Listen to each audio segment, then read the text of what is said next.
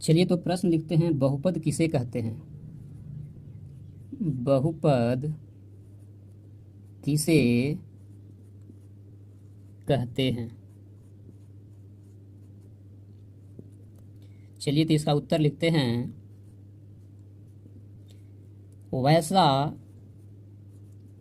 वैसा बीजीय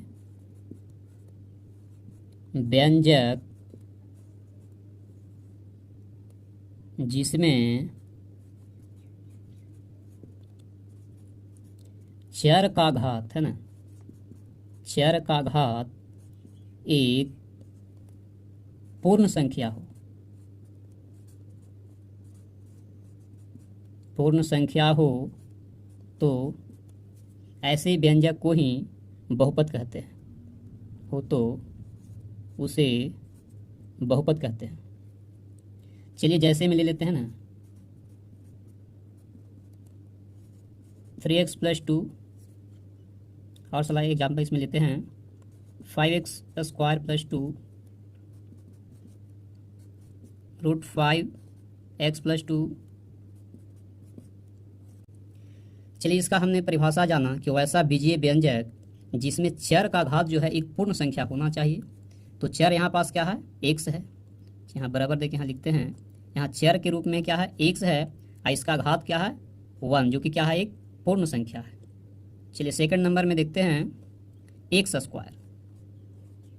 x² यानी 2 जो है क्या है? एक पूर्ण संख्या है, अतः ये भी क्या हुआ? एक बहुपद हुआ। इसमें देखते हैं ये साथ ही नहीं है ना, एक इस तरह से गुना के रूप में है। x का घात कुछ नहीं कि मतलब 1 छुपा हुआ है। 1 कैसा संख्या है? एक पूर्ण संख्या है। चलिए नंबर 4 में, चलिए तो हम जानते हैं चर। चलिए तो स्टार्ट करते हैं, चर राशि किसे कहते हैं? किसे कहते हैं? चलिए उत्तर लिखते हैं, वैसा राशि जिसका मान निश्चित नहीं होता है ना, निश्चित नहीं होता है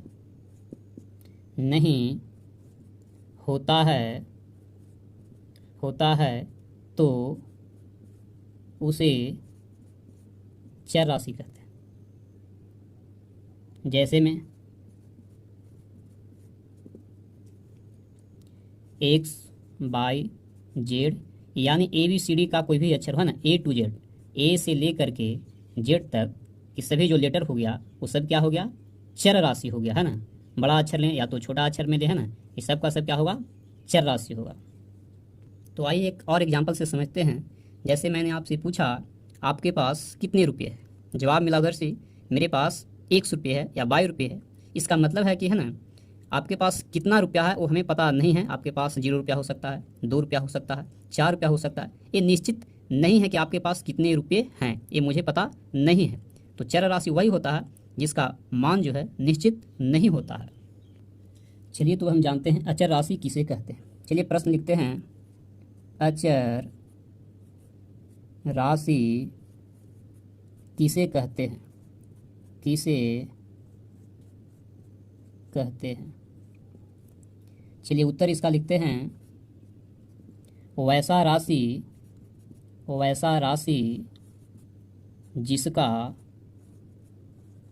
मान निश्चित होता है, निश्चित होता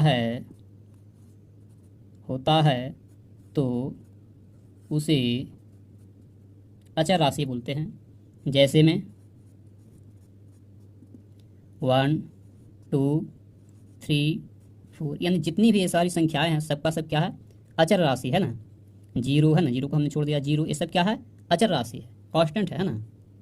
चलिए पद किसे कहते हैं ना, पद किसे कहते हैं।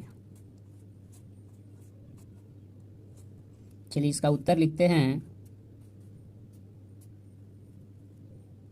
चर यानी वेरिएबल या अचर यानी कांस्टेंट, चर या अचर राशि राशि को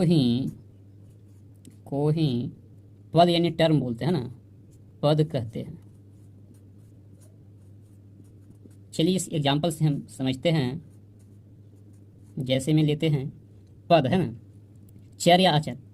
जैसे हमने वन लिया, ये क्या है, अचर राशि है, इसी को पद बोलते हैं। या हमने एक्स ले लिया, ये भी क्या है, चर राशि है, ये भी क्या हुआ, पद हुआ। इस तरह से हमने लिख दिया 3x+2, तो 3x+2 में ये 2 मेरा क्या है, पद है। 3x क्या है, ये भी पद है। पूरा मिल गया, फिर भी ये क्या बन गया, ये भी एक पद बन गया। ये सब क्या है, एक पद है, इसमें भी एक पद है, इसमें दो पद आ गया ना। तो हम तो पद का ही जान रहे हैं डिफिनेशन, पद किसको बोलते हैं। तो चर राशि रहे या तो अचर राशि रहे, सब मेरा क्या है, पद है। कुछ भी ले है ना, 2 लें 8 लें, ये सब क्या है, पद है, सब क्या है, टर्म है कि नहीं। 3x प्लस अगर 9 लें, ये भी मेरा क्या है, एक पद है, जो कि क्या है, इसमें दो पद है, एक पद यहाँ से हुआ, एक पद ये, दो पद हो गया। 5x² लें -2 लें, ये भी क्या मेरा एक पद हो गया। इसमें कितने पद, 1 पद यहाँ से, एक पद या दो पद हो गया है ना। चलिए तो अब प्रश्न लिखते हैं, बीजीय व्यंजक किसे कहते हैं ना। बीजीय व्यंजक किसे कहते हैं, किसे कहते हैं। चलिए इसका उत्तर लिखते हैं। उत्तर एक या एक से अधिक, एक या एक से अधिक चर या अचर राशियों के समूह या गणितीय संक्रिया या गणितीय संक्रियाओं से युक्त चिन्ह। चलिए इसमें आ गया है गणितीय संक्रियाओं। गणितीय संक्रियाओं के मतलब इसमें देखने को मिलेगा जोड़, घटाव, गुना, भाग, ये सारा चीज़ से अगर जो राशि हमको मिलेगा उसी को बोलेंगे बीजीय व्यंजक, है ना। चलिए एग्जाम्पल हम लेंगे, है ना। तो गणितीय संक्रियाओं से युक्त चिन्ह या चिन्हों, है ना, से प्राप्त संख्या या राशि को ही क्या कहते हैं, बीजीय व्यंजक कहते हैं। चलिए जैसे में यहाँ से लेते हैं,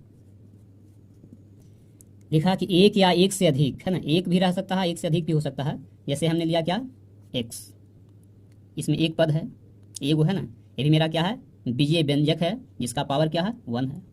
चलिए दूसरा नंबर में ले लेते हैं 3x+2, इसमें दो पद है, ये भी मेरा क्या है, बीजीय व्यंजक है, जिसका पावर क्या है, 1 है। चलिए 3 लेते हैं, 3x² + 5x - 2। हमने वही देखा है कि गणितीय संक्रियाओं से युक्त चिन्ह, है ना, गणितीय यानी जोड़, जैसे यहाँ जोड़ है, यहाँ घटाव आ गया है कि नहीं, ऐसे युक्त जो चिन्ह रहेगा, है ना, इसे प्राप्त मेरा। चलिए तो हम जानते हैं कि बहुपद को कैसे पहचानेंगे, है ना। बहुपद को, इस बहुपद को हम कैसे पकड़ेंगे कि मेरा बहुपद है या नहीं, इसके कुछ कंडीशन हैं जिसे हम जानते हैं। एक एग्जाम्पल इसमें पहले हम ले लेते हैं, तब समझ लेंगे ना। चलिए एग्जाम्पल हम यहाँ से लेते हैं 3x² + 2। चलिए और एग्जाम्पल लेते हैं ना। नंबर 1 हो गया, नंबर 2 में लिखते हैं 5x⁻² + 3 9x² + √x + 1। 4 में लेते हैं 5√x + 2। चलिए फिर से हम लेते हैं 5 + 1/x + x²। एक और ले लेते हैं example 3√x 3 plus x square minus 1। चलिए तो इस एग्जाम्पल से हम पहले समझते हैं। चलिए तो बहुपद का परिभाषा हमने जान लिया है कि बहुपद होने के लिए चर को जो है एक पूर्ण संख्या के रूप में होना है ना। चलिए तो बहुपद का परिभाषा हमने जाना है कि बहुपद होने के लिए चर के है ना घात को एक पूर्ण संख्या होना चाहिए। तो इस उदाहरण से हम देख रहे हैं एक्स स्क्वायर लिखा गया है नंबर 1 में, एक्स स्क्वायर जिसका घात क्या है, एक पूर्ण संख्या है। 2 मेरा क्या है, पूर्ण संख्या है। सेकंड नंबर में आते हैं तो एक्स मेरा क्या है, कैसा राशि है, चर राशि है, जिसका घात क्या है, -2, जो कि पूर्ण संख्या नहीं है। -2 पूर्ण संख्या नहीं है, इसीलिए बहुपद नहीं होगा। नंबर 3 में देखते हैं तो यहाँ पास तो पावर जो है चर का वो पूर्ण संख्या है, लेकिन सेकेंड टर्म में जो है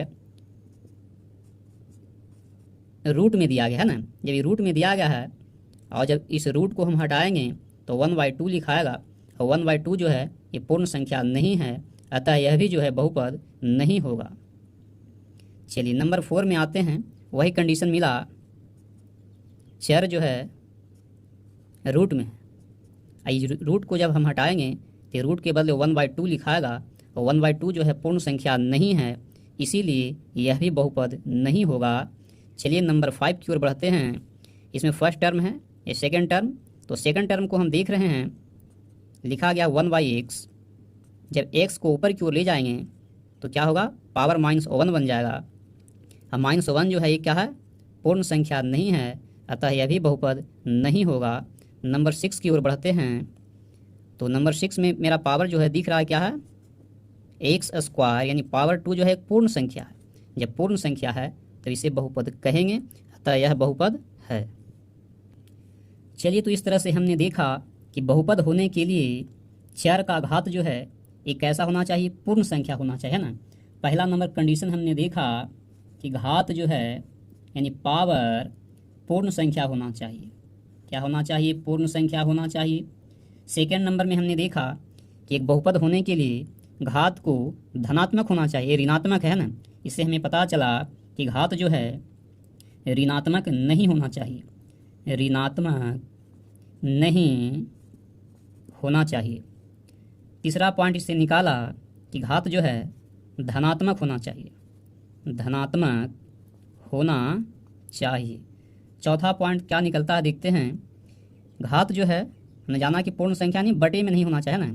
घात जो है बटा के रूप में, बटे के रूप में नहीं होनी चाहिए, नहीं होनी चाहिए। चलिए 5वां पॉइंट हमने देखा कि चर जो राशि है उसे रूट में नहीं होना चाहिए ना। चर राशि को रूट में नहीं होना चाहिए। अगला पॉइंट हमने देखा कि चर राशि को बटे के रूप में नहीं होना चाहिए ना, चर राशि को बटे के रूप में नहीं होना चाहिए। अगला पॉइंट 7वां पॉइंट लास्ट नंबर देखते हैं। इसमें तो हमने देखा है ना, घात मेरा क्या है, एक पूर्ण संख्या है, ये तो मेरा बहुपद है।